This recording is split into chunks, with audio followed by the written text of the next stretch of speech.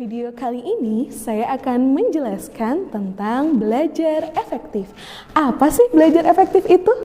Belajar efektif adalah proses belajar mengajar yang berhasil guna, dan proses pembelajaran itu mampu memberikan pemahaman, kecerdasan, ketekunan, kesempatan, dan mutu atau kualitas yang lebih baik, serta dapat memberikan perubahan perilaku yang dapat diaplikasikan dalam kehidupan sehari-hari, sehingga hasil dari pembelajaran itu akan dapat menghasilkan sumber daya manusia yang unggul.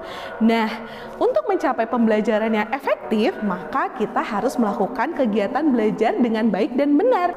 Berikut adalah tips-tips yang akan saya bagikan untuk mencapai pembelajaran yang efektif. Apa saja sih? Kegiatan belajar secara kelompok merupakan kegiatan belajar yang sangat menyenangkan.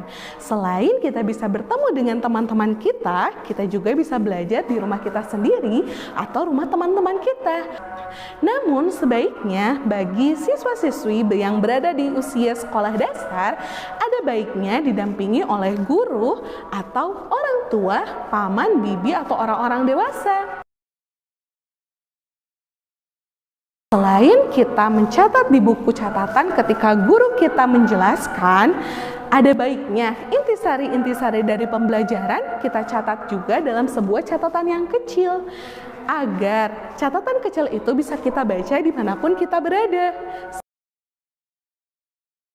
Buatlah rencana-rencana belajar, lalu prioritaskan mata pelajaran yang sekiranya kalian lemah pada pembelajaran itu.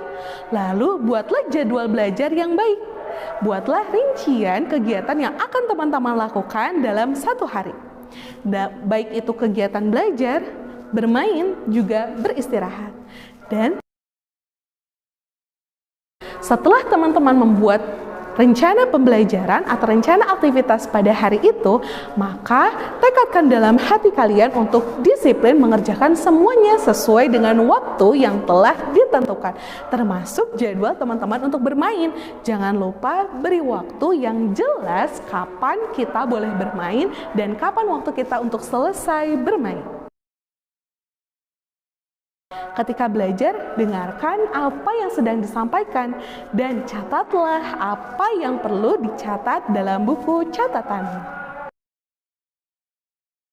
Jika waktu ulangan atau ujian telah datang, biasanya tak jarang di antara kita untuk belajar secara SKS atau sistem kebut semalam, yang mengakibatkan kita kekurangan waktu untuk istirahat atau melabrak waktu untuk kita tidur. Nah, sebaiknya itu jangan dilakukan. Kenapa? Istirahat itu penting. Untuk apa? Untuk menjaga kesehatan tubuh kita. Tentukan lokasi dan situasi belajar yang kondusif.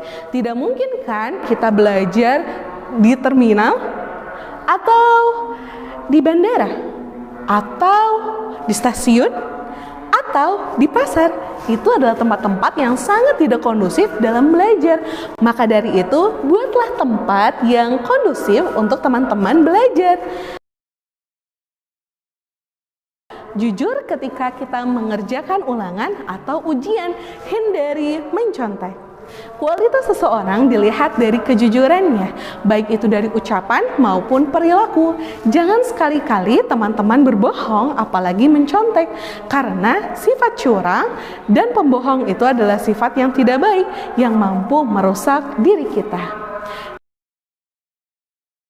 Kondisikan diri kita, tempat kita, lingkungan kita secara kondusif sehingga mendukung kita untuk bisa belajar secara lebih efektif. Tak jarang yang membuat kita sulit adalah kita terlalu mempermasalahkan hal-hal yang membuat kita rumit. Maka selesaikanlah hal-hal kecil yang bisa kamu lakukan. Karena setelah kamu bisa mengerjakan hal-hal yang kecil, maka hal-hal yang besar pun akan bisa mampu kalian lewati.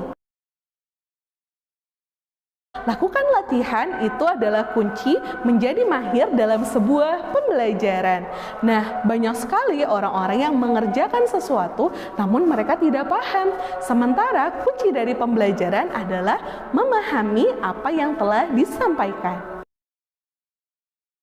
Ada satu hal pun yang terjadi di dalam muka bumi ini tanpa seizinnya, dan kecerdasan yang kita miliki, kepintaran yang kita miliki, dan kemudahan pemahaman kita tak akan terjadi tanpa bimbingan darinya.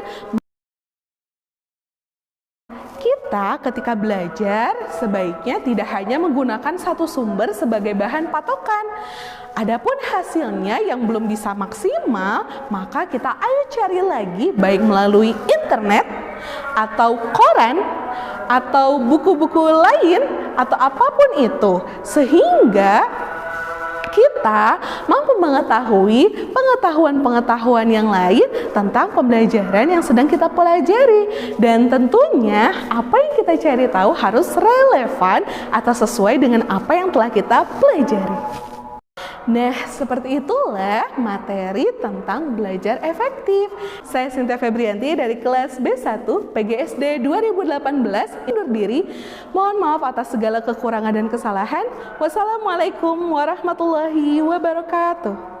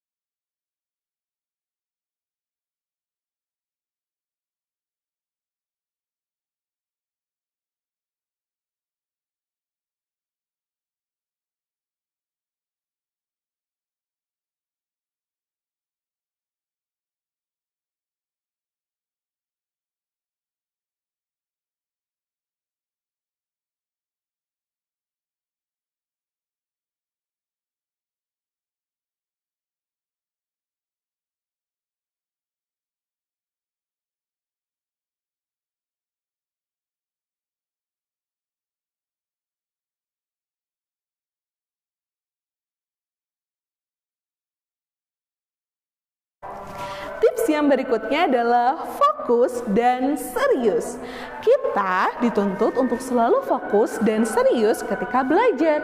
Jangan setengah hati, karena pikiran kita tidak dapat melakukan pemikiran beberapa hal dalam satu waktu. Maka dari itu, ketika kita melakukan belajar atau mengerjakan sesuatu, maka fokuslah terhadap apa yang sedang kalian lakukan.